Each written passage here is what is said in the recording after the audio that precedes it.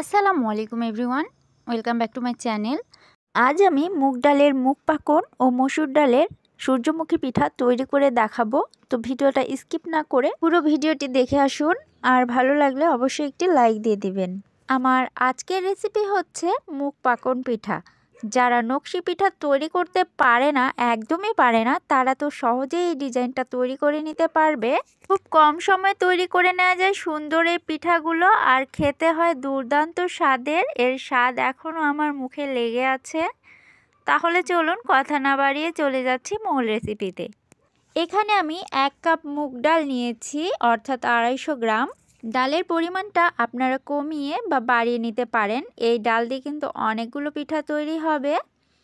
এখানে আমি এই মুগ ডালটা ভালোভাবে ভেজে নিচ্ছি, আর এটা ভাজার সময় দারুণ একটা স্মেল আসে। ভেজে একটু লাল লাল করে আমি এটাকে নামিয়ে নিচ্ছি।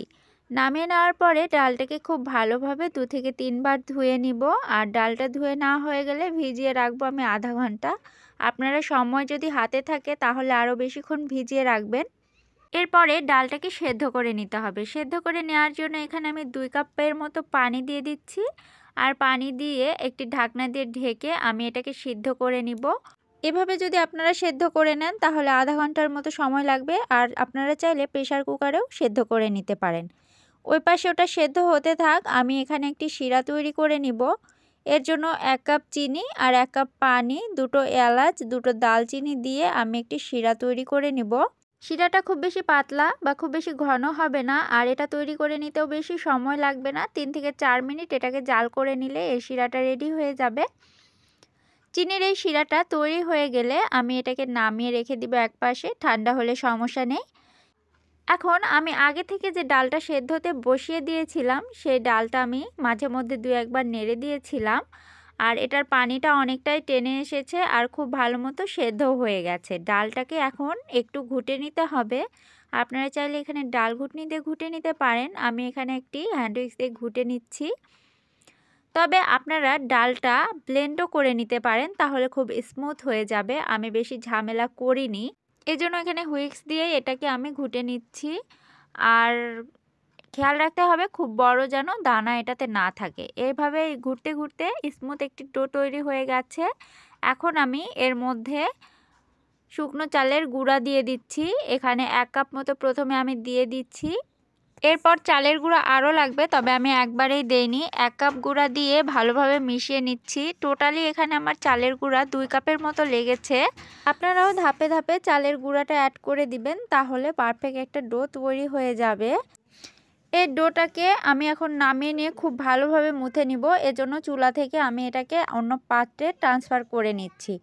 ডোটা যখন একটু ঠান্ডা হয়ে আসবে, খুব বেশি ঠান্ডা না, হালকা ঠান্ডা হয়ে আসলে তখন আমি এটাকে ভালোভাবে মুথে নিব। আর এখানে যেহেতু আমি সেদ্ধ করার সময় লবণ বা কিছুই দেইনি, এজন্য এখন এখানে আমি 1 চামচ লবণ আর একটি ডিম দিয়ে দিচ্ছি। আপনারা চাইলে এখানে 2টো ডিমও ব্যবহার করতে পারেন। আমি একটি ডিম দিয়ে খুব ভালোভাবে এটাকে মুথে নিচ্ছি। এমন এক সময় সফট একটি ডো তৈরি হয়ে যাবে। দেখুন ডোটা কতটা সফট হয়েছে, খুব বেশি হার্ড হয়নি বা খুব বেশি নরমও হয়নি, তবে ডোটা অনেক বেশি সফট হয়েছে। এজন্য আমি শুধু হাত দিয়ে এটাকে নেড়েই যাচ্ছি। অনেক সফট হয়েছে। দেখুন আমি এভাবে হাতের সাহায্যে গোল করে ঘুরিয়ে নিলে সুন্দর একটি গোলাকার শেপ চলে এসেছে। আর এভাবে আমি দেখুন বড় আকারের একটি লেচি নিয়েছি, যেহেতু আমি এটা মোটা করে বেলে নিব। এভাবে বেলন পিঁড়িতে নিয়ে আমি একটা মোটা করে রুটি বেলে নিচ্ছি। রুটিটা বেলে নেওয়া হয়ে গেলে আমি পুরুত্বটা আপনাদেরকে দেখিয়ে দিচ্ছি ঠিক কী রকম পুরুত্বের এটাকে বেলে নিয়েছি। এভাবে যখন বেলে নেওয়া হয়ে গেছে তখন আমি এটাকে ডিজাইন করে নেব। আর ডিজাইন করে নেওয়ার জন্য আপনারা খেজুরের কাঁটা কিংবা টুথপিক দিয়ে করে নিতে পারেন, তবে এখানে আমি টুথপিক দিয়ে ডিজাইনটা করে নিচ্ছি। আর আমি কিভাবে ডিজাইনটা করছি একটু মনোযোগ সহকারে দেখুন, আপনারাও করতে পারবেন, খুবই ইজি। প্রথমে আমি একটি পাতার শেপ দিয়ে নিচ্ছি, আর একটা বড় রুটি দিয়ে অনেকগুলো পাতা কিন্তু তৈরি করে নেওয়া যাবে। আর আমি এরকম পাতার শেপ দিয়ে এই পিঠাটা আজকে তৈরি করে নিব। খুবই ইজি, যে কেউ এই ডিজাইনটা তৈরি করে নিতে পারবে। এভাবে আমি সাইডের বাউন্ডারিটা দেওয়া হয়ে গেলে মাঝখানে যে পাতার একটা দাগ দাগ দেওয়া থাকে আমি সেটাও করে নিচ্ছি। দেখুন প্রথমে মাঝ বরাবর লম্বা করে দাগ টেনে নিব। এইভাবে লম্বা করে দাগ টেনে নেওয়ার পরে সাইড দিয়ে আমি এই যে পাতার যে ডিজাইনটা দেয়া থাকে আমি সেটাই করে নিচ্ছি। দেখুন খুবই ইজি। এইভাবে করে সবগুলো পাতা আমি তৈরি করে নিয়েছি। আর পাতাগুলো তৈরি করে নেওয়া হয়ে গেলে এটাকে কেটে বের করার জন্য আমি এর সাইড দিয়ে আরও একটি দাগ টেনে নিচ্ছি। আর এই দাগটা খুবই গভীরভাবে দিব যেন এটা কেটে বের হয়ে আসে। দেখুন এটাকে কেটে নেওয়া হয়ে গেছে। আমি আপনাদেরকে বের করে দেখাচ্ছি এই পাতাটা। দেখুন পাতাটা কত সুন্দর লাগছে দেখতে। আর এর পুরুত্বটা আপনারা খেয়াল করুন। এভাবে আমি সবগুলো পিঠা তৈরি করে নিচ্ছি। পিঠাগুলোকে এখন ভেজে নেওয়ার পালা। এর জন্য আমি কড়াইয়ে পর্যাপ্ত পরিমাণ তেল গরম করে নিয়েছি। মিডিয়াম টু হাইয়ের মাঝামাঝি জালটাকে রেখে পিঠাগুলো ভেজে নিতে হবে। পিঠাগুলো ছেড়ে দেওয়ার পরেই আমি কিছুক্ষণ পরে উল্টিয়ে দিচ্ছি। পিঠাগুলো 3 থেকে 4 মিনিট সময় ধরে ভেজে নিতে হবে লাল লাল করে। আর এগুলো দেখুন ভাজা হয়ে গেছে। আমি এখন নামিয়ে নিচ্ছি। এই পিঠাগুলোকে নামিয়ে নেওয়ার সাথে সাথে আমি যে আগে থেকে শিরা তৈরি করে রেখেছিলাম চিনির শিরাটা, সেই শিরার মধ্যে এই পিঠাটা দিয়ে দিব। অর্থাৎ চিনির শিরা থাকবে ঠান্ডা আর পিঠাগুলো থাকবে গরম। এই অবস্থায় দিয়ে আমি 1 মিনিটের মতো নেড়েচেড়ে শিরা থেকে কিন্তু পিঠাগুলো তুলে নিব। আর বেশি সময় রাখলে কিন্তু পিঠাগুলো বেশি নরম হয়ে যাবে আর ভেঙে যাবে, দেখতেও ভালো লাগবে না। প্রিয় দর্শক, আমার ভিডিও ভালো লাগলে চ্যানেলটি সাবস্ক্রাইব করে দিয়ে পাশে থাকা বেল আইকনটিতে ক্লিক করে শিরার মধ্যে দিয়ে আবার তুলে নিচ্ছি। আর আপনাদেরকে দেখিয়ে দিচ্ছি দেখুন কতটা সফট হয়েছে পিঠাগুলো, ভেঙে দেখাচ্ছি।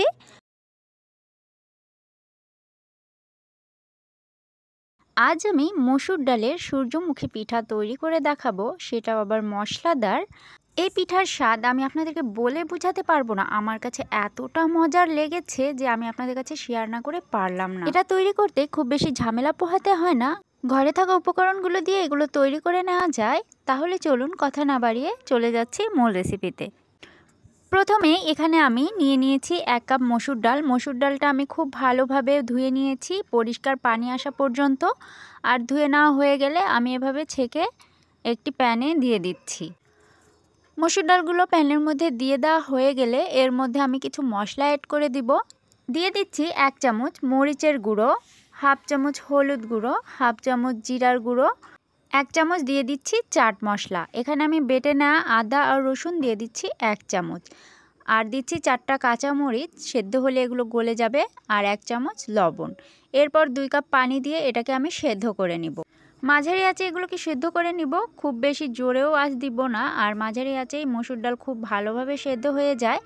দেখুন যখন এভাবে সেদ্ধ হয়ে এসেছে তখন আমি এগুলোকে ডাল ঘুটনি দিয়ে যেভাবে ভর্তা করে বা ডাল করে আমি এটাকে ঘুটে নিব।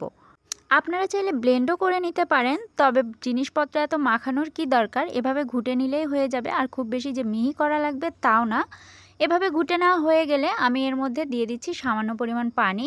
এখানে আমি 1/2 কাপের মতো পানি দিয়েছি। আর পানিটা দিয়ে দেওয়ার পরে এখন আমি এর মধ্যে একটি বলক তুলে নিব। এরপর এর মধ্যে আমি অল্প অল্প করে চালের গুঁড়া অ্যাড করব। আর একবারে দেওয়া যাবে না, এভাবে অল্প অল্প করে দিয়ে নেড়ে নেড়ে একটি ডো তৈরি করে নিতে হবে। এখানে আমি চালের পরিমাণটা দিতে পারছি না, আমি এখানে 2 কাপের মতো নিয়েছিলাম, পুরো 2 কাপ আটা আমার লাগেনি। ঠিক যেভাবে রুটি করার ডো তৈরি করে এরকমই একটি ডো আমি তৈরি করে নিয়েছি। আর এখন ঢাকনা দিয়ে ঢেকে এটাকে 5 থেকে 6 মিনিট রেখে দিব। এরপর আমি এগুলোকে খুব ভালোভাবে মুথে নিয়েছি। সামান্য আটা লেগেছে এখানে, আটা দিয়ে এগুলোকে মুথে নেওয়ার পরে লেচি কেটে নিয়েছি। আর এভাবেই আমি একটি বড় রুটি তৈরি করে নেব। আর রুটি করে নেওয়া হয়ে গেলে এগুলোকে আমি একটি ছোট গ্লাসের সাহায্যে কেটে নিচ্ছি। আপনারা চাইলে গোল কোনো ঢাকনি বা কুকি কাটার দিয়েও এগুলো কেটে নিতে পারেন, তবে গোল হতে হবে যেহেতু আমি এটা ফুলের একটি শেপ দিব। আর কিভাবে দিব আপনাদেরকে দেখিয়ে দিচ্ছি। এভাবে সবগুলো গোল গোল করে কেটে নেওয়ার পরে 2টো করে রুটি এখানে আমি নিয়ে নিচ্ছি। আর 2টো রুটি একসাথে কাটবো, তাহলে একসাথে 2টো বানানো হবে। আর কিভাবে ফুলটা আমি তৈরি করছি আপনাদেরকে দেখিয়ে দিচ্ছি, একটু দেখলেই বুঝতে পারবেন। চাকুর সাহায্যে আমি এভাবে করে কেটে নিচ্ছি। এভাবে করে 4 পাশ দিয়ে কেটে নিলে সুন্দর সূর্যমুখী ফুল তৈরি হয়ে যাবে। দেখুন কতটা সহজ, খুব বেশি কঠিনও না। প্রথমে 1টা 2টা করতে একটু সময় লেগেছে, বা তারপরে ইজিভাবে সবগুলো কাটা হয়ে গেছে। এখানে আমি যে পরিমাণটা দেখিয়েছি সেই পরিমাণে কিন্তু অনেকগুলো পিঠা হবে, এজন্য আমি বাদবাকি ডো দিয়ে এভাবে গোল গোল করে ভেজে নিয়েছি। ওগুলোও খেতে কিন্তু ছিল অসাধারণ। আর কিছু আমি ডিজাইন করে বানিয়ে নিয়েছি। তো দেখুন এভাবেই তৈরি হয়ে গেল সূর্যমুখী ফুল কত সহজে। এখন এগুলোকে আমি ভেজে নিব। মিডিয়াম আঁচে তেলটা গরম করে নিয়েছি আর এর মধ্যে ছেড়ে দিচ্ছি সেই পিঠাগুলো। দিয়ে দেওয়ার কিছুক্ষণ পরেই দেখবেন কত সুন্দর এগুলো মাঝখান থেকে ফুলে উঠবে। ফুলকো ফুলকো এই পিঠাগুলো ভাজতে কিন্তু খুব বেশি সময় লাগবে না, 4 থেকে 5 মিনিট উল্টাপাল্টা করে ভেজে নিলেই হবে। আর সুন্দর একটি কালারও চলে আসবে। আমি আপনাদেরকে দেখিয়ে দিচ্ছি।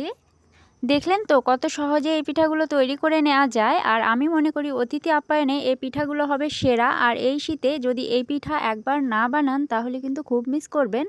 এর স্বাদটা আমি বলে বোঝাতে পারবো না। আমি প্রথমেই আপনাদেরকে বলেছি এই পিঠাগুলোর স্বাদ আমার কাছে খুব ভালো লেগেছে। আপনারা অবশ্যই বাসায় ট্রাই করবেন। আর আপনাদের কাছে কেমন লেগেছে অবশ্যই কমেন্টে জানাবেন। ক্রিস্পি এই মজাদার ঝাল পিঠাগুলোর রেসিপি আপনাদের কাছে যদি ভালো লেগে থাকে তাহলে আমার চ্যানেলটি সাবস্ক্রাইব করে দিয়ে পাশে থাকা বেল আইকনটিতে ক্লিক করে দিবেন। তাহলে আমার নিত্য নতুন ভিডিও সবার আগে পেয়ে যাবেন। আজ আর কথা বাড়াচ্ছি না, আজকের মতো এখানেই বিদায় নিচ্ছি। এর পরবর্তীতে নতুন কোনো ভিডিও নিয়ে আবার হাজির হয়ে যাব। সে পর্যন্ত সবাই ভালো থাকবেন, সুস্থ থাকবেন। আল্লাহ হাফেজ।